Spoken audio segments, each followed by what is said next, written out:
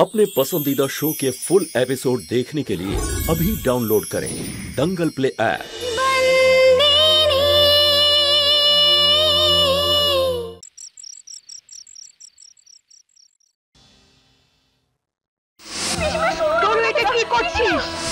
এই মেয়েটার পক্ষ নিলেন আপনি?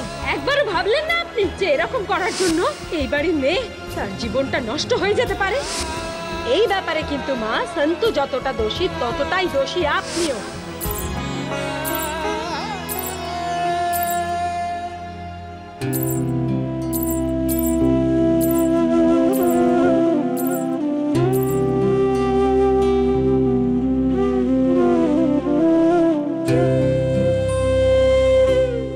বাবা, আজ আমার মেয়ের সাথে এত কিছু হচ্ছে, কিন্তু আমি বুঝতে পারছি না যে আমি কি করব।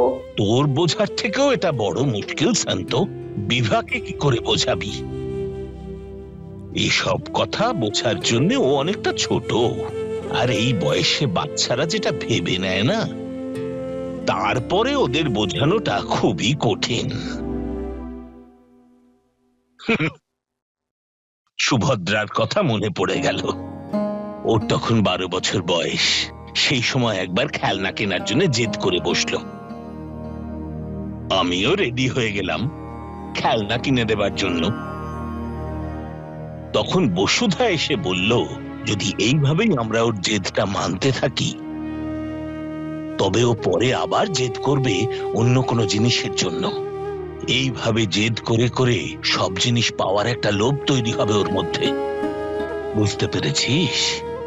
আমি বসুধার কথা শুনে ওকে বারণ করলাম। ও তো কাঁদতে বসলো, একদম চুপচাপ হয়ে গেল, খাওয়া দাওয়া একদম ছেড়ে দিল।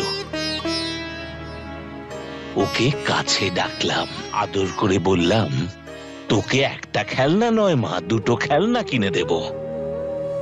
খুব খুশি হলো। তবে আমি একটা শর্ত রাখলাম। এই বাচ্চারা না শান্ত, নিজেদের জেদ পুরো করবার জন্য যা খুশি করতে পারে। সঙ্গে সঙ্গে বলল সুভদ্রা, বাবা তুমি যা বলবে আমি তাই করব।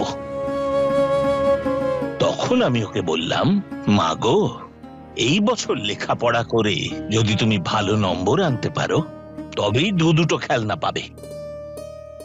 শর্তটায় ও রাজি হয়ে গেল। খুব খেটেছিল সেবারও, পড়াশোনাও ঠিক করত। জানিস, সে বছরও ফার্স্ট হয়েছিল। আমি ওকে 2টো খেলনা কিনে দিলাম। শান্ত, ব্যাপারটা সেই একই রকম জেদের। সেই সময় একটা খেলনার ব্যাপার ছিল, সেটা আমি ওকে দিতেও পারতাম। আর এক্ষেত্রে বিভার সারা জীবনের প্রশ্ন। মাথায় ঢুকছে না, কি করে বোঝাবো বিভাকে? বাবা, আমি কিন্তু বুঝে গেছি যে আমার কি করা উচিত। মানে? যে পথটা আমি দেখতে পাচ্ছিলাম না, সেটা আপনি আমায় দেখালেন। আমি আসছি বাবা।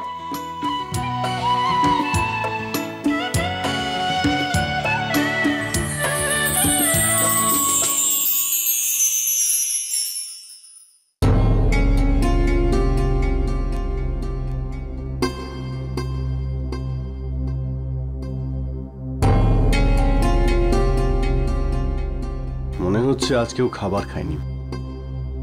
চম্পাকলি, এই চম্পাকলি। বলুন নিতেন দাদা। এভাবে খাবার পড়ে আছে কেন? কি হয়েছে? ওই আজকে কেউ খাবার খায়নি। কেন?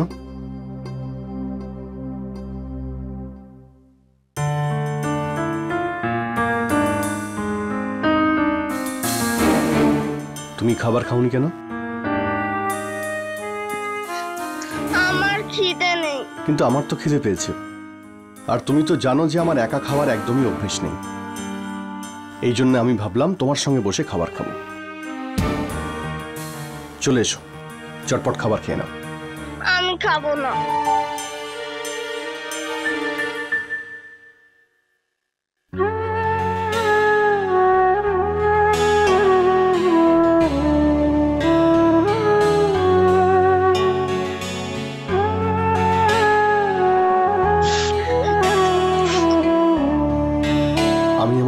কষ্ট বুঝতে পারছি, কিন্তু বীরবাব দেখো, এসব করার জন্য একটা বয়সের প্রয়োজন হয়।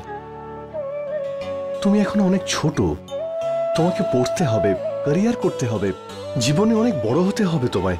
ওইসব ঠিক আছে হিতেন দাদা, তুমি কি খেমি দিদিকে ভালোবাসোনি? বলো না হিতেন দাদা। আর বাবা বাবা তো নিজের বয়সের থেকে 3 গুণ ছোট মেয়েকে বিয়ে করেছে, তাহলে উনিও ভুল করেছেন। ভালোবাসা কি অপরাধ হিতেন দাদা? কেন বিষে আমাকে এত বকলো?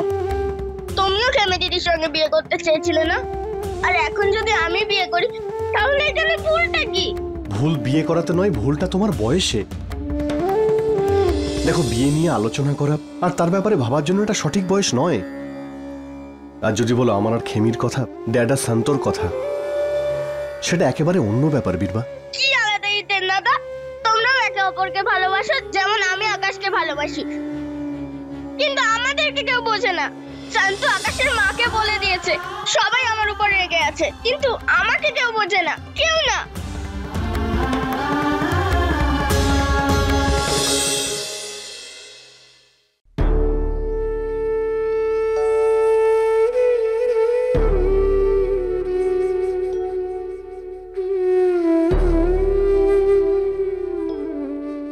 তুমি এখনো খুব ছোট বীরবা, ভালোবাসা কি তুমি এখনো বুঝতে পারছো না। আর একসাথের প্রতি তোমার অ্যাট্রাকশনটাকে তুমি ভালোবাসা ভাবছো না, ওটা ভালোবাসা নয়, ইনফ্যাচুয়েশন বীরবা। আমি মানছি এটা ভুল নয়, এই বয়সে এটা হয়েই থাকে, কিন্তু বীরবা তখনই ভুল হয় যখন আমরা এটা নিয়ে বেশি চিন্তা করি। চলো এবার খাবারটা খেয়ে নাও।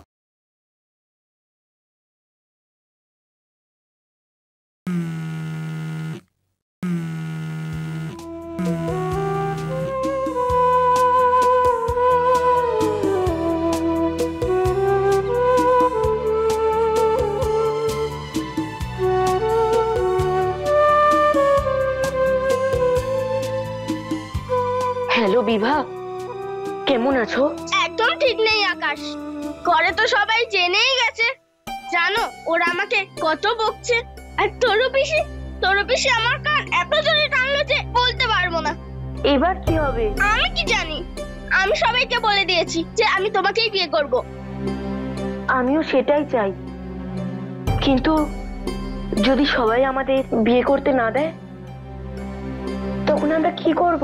জানো আকাশ, আমার বড় দিদি কাদম্বরীও কাউকে খুব ভালোবাসতো। জানো উনি কি করলো?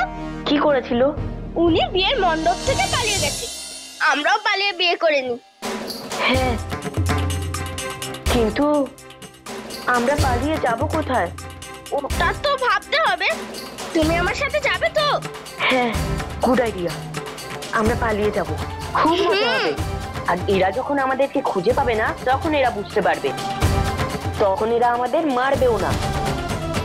রাখছি, আমার মা পাশে ঘুমোচ্ছে, উনি উঠে পড়বে।